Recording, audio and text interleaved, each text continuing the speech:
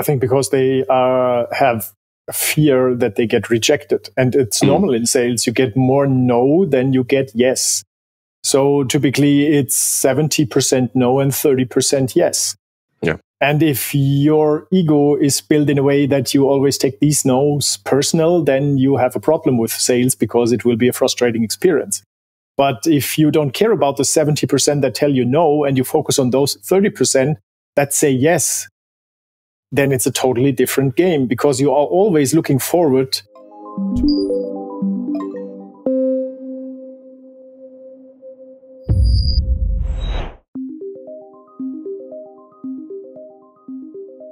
Hello out there and welcome to our weekly Ask the CEO Q&A session here at the Virtual Frontier. Today, let's talk about sales. To be more specific about B2B sales and how you can set up the right team structure. Why talk about structure? Because the right structure will determine substantially how much impact your activities have and how successful your team is while actually selling. Doing B2B sales nowadays might seem very complicated and complex, but knowing the key elements of a successful team structure will simplify things. Find out how to implement these elements during the session. See you in just a flash on the other side.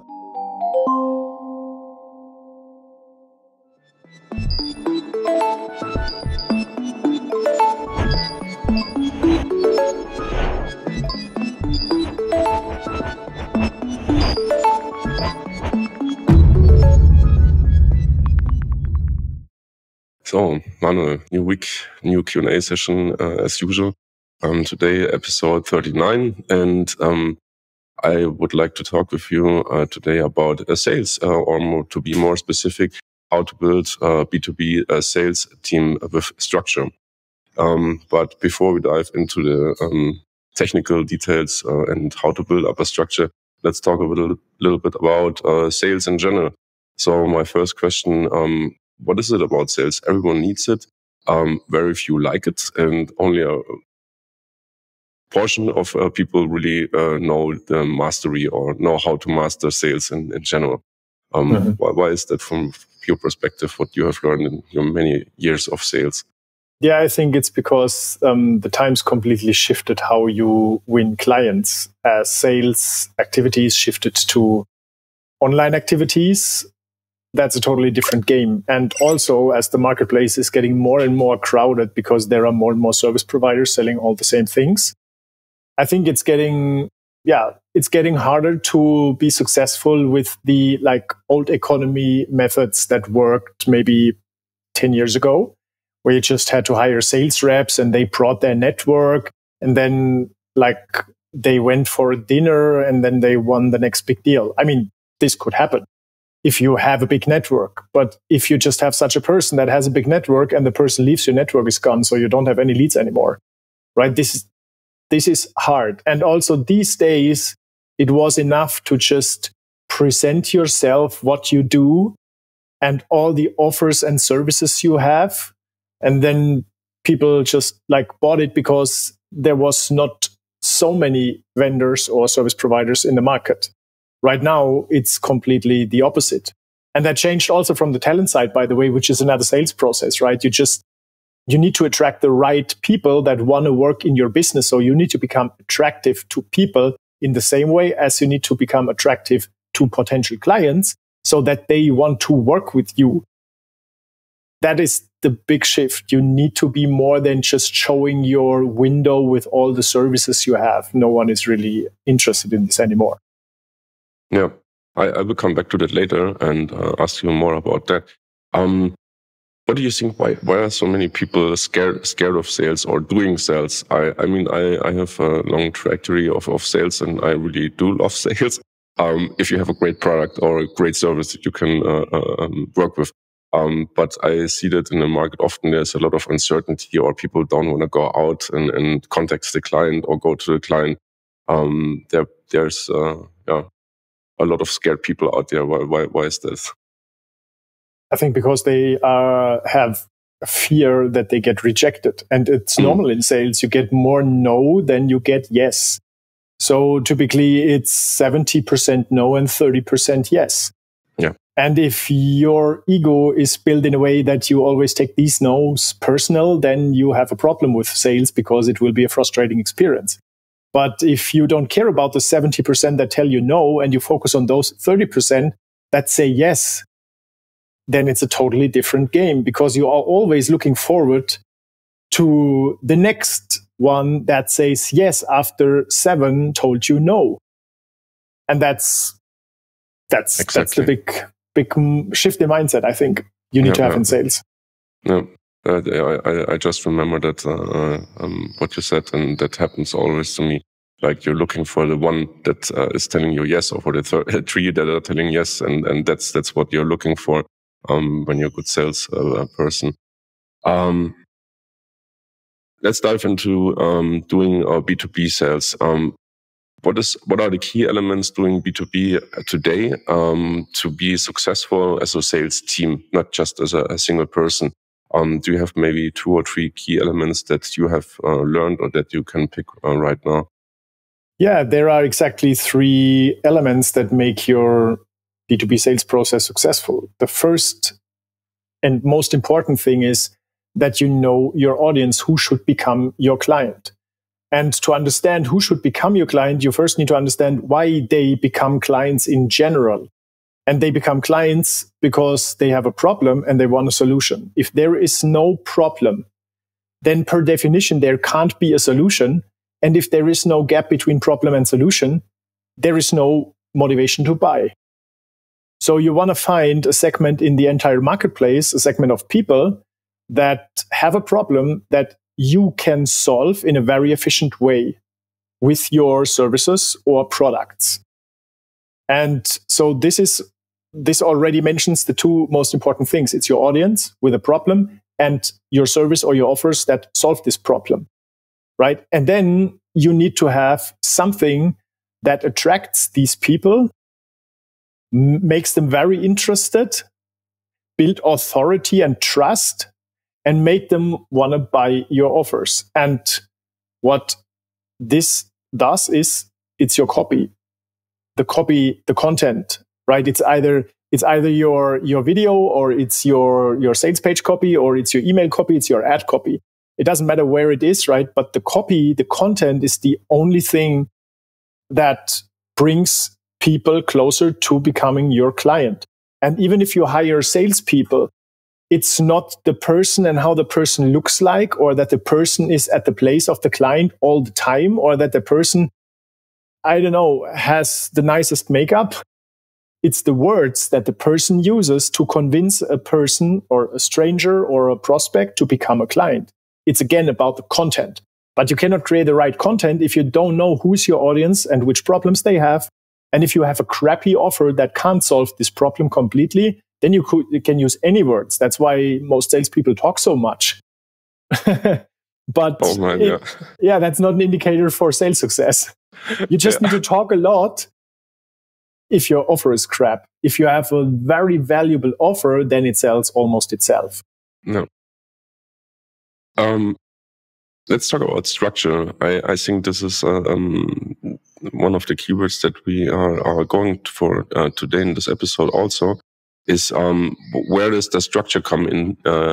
Everyone maybe in this, we have a sales team maybe, and everyone is doing his own little thing, his own style, his own approach, how to talk with clients, when to talk, and what about to talk with clients. But why structure is important, and how to create a structure maybe in an established team when you have already people working with you for a long time. Or also when you set up a new team, where does the structure come in, and how to set it up the best way? That's a big topic. And I would say I'm a systems guy, so I love systems. And I believe that systems are good if they provide you with like the framework, like the steps and the boundaries to achieve a goal. And if these systems are built that way, they can free up a lot of time and attention of people that they can use to focus on the prospect. Instead of, like, if you are a non-digitized sales rep, right, then you travel a lot to meet people. Then you prepare these meetings with presentations that takes hours. And then you like refine the meeting and make notes and send a follow-up email manually. It's always crafted. Everything is individually. It takes a lot of time and money with low success rate. That's when you don't have a system. That's when you just try to win a client and you try everything individually, wrap around that client to win this client. If you have a system, that means, first of all, you have one component of your system is a list of potential clients, so called a lead list, right? And then you need to have content, which is another part of the system that warms them up, makes them excited, makes them interested, build trust, build authority, and motivate them to request your service. And you can entirely automate this once you know your audience, you have a good offer, and you know that your message works because it addresses a clear problem, talks about the solution, builds trust and authority that your business can solve this problem. And then maybe you can prove it with testimonials so that these clients request your service. And you can completely automate that so that in the end, the sales rep has much more time to focus on a person that is really ready to buy and just wants to learn a little bit more about the service and maybe give you the credit card, right? But if you don't have this system that brings in qualified leads automatically, then you are wasting so much time with inefficient activity trying to like talk to anyone, just hoping that they will buy and will be interested in your service. And in the end, you are so stressed and have such a high workload that even if there is a person that is really ready to buy, you don't have the time and attention to really focus on this single person. That's what a system does. Yeah.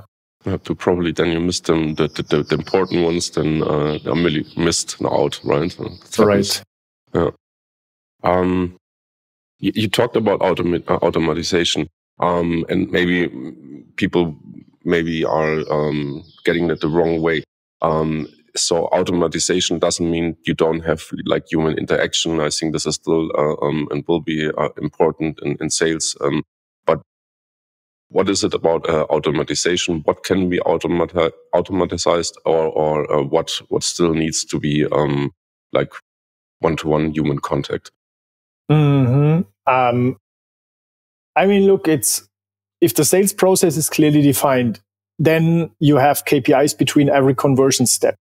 You like look at if you send out a message, how many people click or respond, right? That's the first response rate.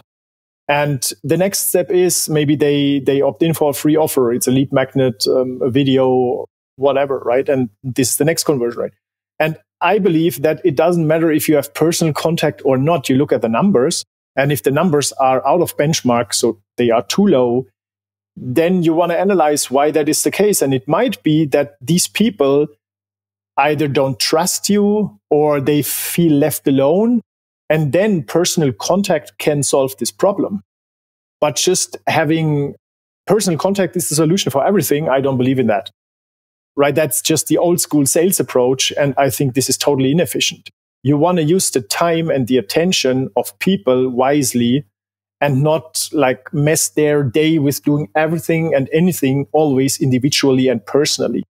Right? This is why you have systems and automation to bring the right people with the right problems that are interested into your service to the sales rep. And then the personal contact builds even more trust and answers personal questions and helps create a plan that is wrapped around the individual situation of the potential client. And this could increase the sales rate. But I would try to bring personal interaction as close to the purchase event as possible, because I think this is where it is most effective. Yeah.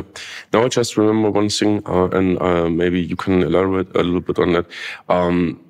When we changed in Bright Solutions, doing proposals for our customers, and we before I remember everyone was writing proposals more or less on their own, and then we decided at one time there's going to be a new tool that will help us getting in a structured way every proposal out in the right way. Maybe you can tell what happens what happened when we did that, and what changed maybe on the number side, and also for the employees that work with the system. Yeah, I mean, a lot changed. So what we had in the beginning is we were a classical service provider, and that means we had a portfolio of services We presented these services on our website, talking about what we do, why we are awesome, what's our team, which awards we won. Right? That's what we did. And then we hope that clients like either find us through search engines, SEO, and then they requested this service, for example, web development, app development, and what else it was. And then it was always individually. So we asked them, what do you want? What do you want? What else do you want? How should this look like? We really went into the nitty-gritty details, trying to figure out every detail of what they want so that we can give them a fixed price. And that took a lot of time. And it was sometimes we had 20-page proposals in Word, right? I mean, that's 6 years ago, or even, 6 years ago, I would say. And then everything costed so much time. And even if we figured out all the details that clients wanted, the closing rate was pretty low because everyone else did the same thing. And then in the end, it was just about the price. So we spent a lot of time and resources up front so that our offer is very comparable to what everyone else offers. And in the end, of course, it's just the price because that's the only differentiator. Now, we didn't have any tool. We didn't have any automation. It wasn't possible because everything was always individually. So now we changed that and built so-called productized offers. And you could put the link into the show notes what a productized offer is because we recorded a podcast on that. And these productized offers address one specific problem and solve this problem completely. And if you have this one solution, it's a lot easier to build an automated funnel that brings in hot leads automatically, educates them automatically, and then makes them excited so they request your service for this one specific offer. And then it's also very easy to create a proposal because you sell this one specific offer. It has the same parameters, the same attributes. You might want to change like the quantity for some elements. For example, if the offer is to build a custom software and the price is determined by the amount of sprints you need. If you have 5 sprints, it's 100,000 euro. If you have 10 sprints, it's 200,000 euro. But the calculation is pretty easy. And the same if you offer like digital marketing services. If it's always individually, like one client wants Facebook ads, the other one Google ads, then another one just wants to get the tracking set up. Another one wants social media management or content creation. It's a mess. It's everything always individually. If you offer a package just to help these clients win more clients or leads online by building a funnel, for example, then it's very clear which elements this funnel has, which copy you need to write. It's always the same. And it's a proven thing to work to solve the problem of not having enough clients and convert it into getting clients on autopilot, right? That's what a productized service does. And then like creating proposals is really, really easy. Yep. I want to go back to the point of selling what you have or other side, selling solutions and to problems that the customers have. I think we need to pound a little bit more on that because I see on the market that there are still most people out there that are selling what they have instead of selling solutions. And how can we get over that? Like where change the switch to really implement selling solutions instead of what I have? Yeah, I think the number one thing you need to realize is that clients don't care anymore what you do or who you are, right? They care about one thing, and that's what they get. It's their result they get. Like that's why they buy. They don't buy you. They don't buy the features. They buy the result. They buy the benefits. So you can transition that by looking at all the services you provide and ask yourself, why do clients need that? For example, if you do Facebook ads, why do clients need that? And if the answer is because they need more leads or more sales, then you want to ask yourself the question, and how high is the chance for success to get them this result by only doing Facebook ads? And then you will see that the chances are pretty low because you need to have very good copy. You need to have a very good offer. You need to have a funnel. You need to have like a CRM integration if you want to do also email marketing on the back end.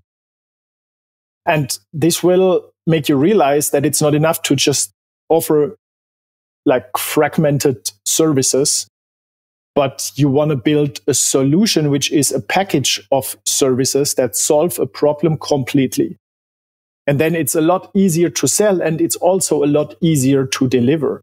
Because when you sell the same solution always, then it's also easy for your team to deliver it because they get trained on doing the same thing again and again, and they get really good at it.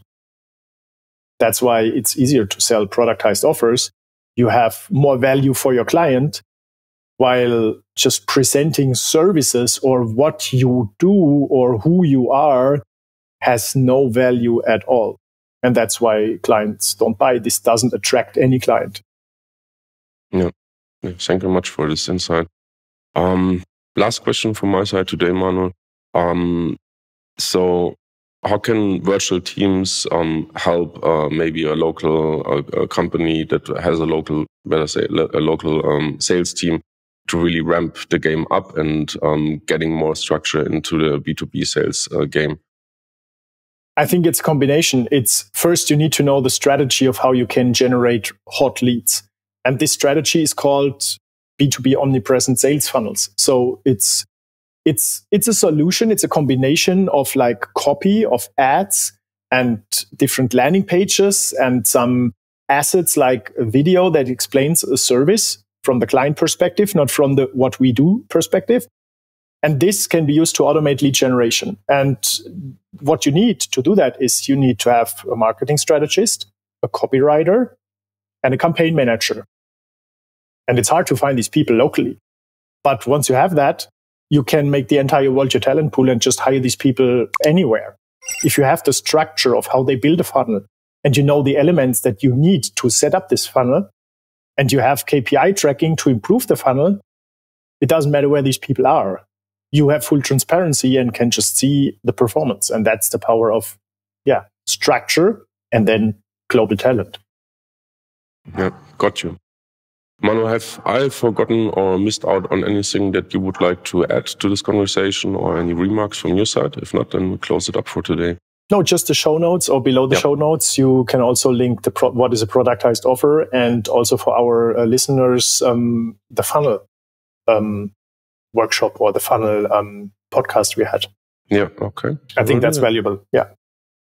That's my notes on that. Cool. Thank you very much, Manuel. And I see we see each other next week on our new Q&A session. All right. See you soon. Take care. Thank you. Yeah, you too. Bye. Bye-bye. We hope you found this session helpful. Head back to our in-depth blog article on how to build a B2B sales team structure. Did we miss something in this conversation? How can we do better so you'll get out more value from our content? Let us know in the comments and reviews. To round the session up and make sure you are not missing out on upcoming episodes, hit the subscribe button, give it a thumb up, and share the session with your friends and colleagues to take advantage of this content. Sign up for the free business builder training on flashup.io and learn more about how to scale with your business at any time, work with global top talents, and make work better. On behalf of the team here at the Virtual Frontier, I want to thank you for listening today. And as always, remember, keep exploring those new frontiers.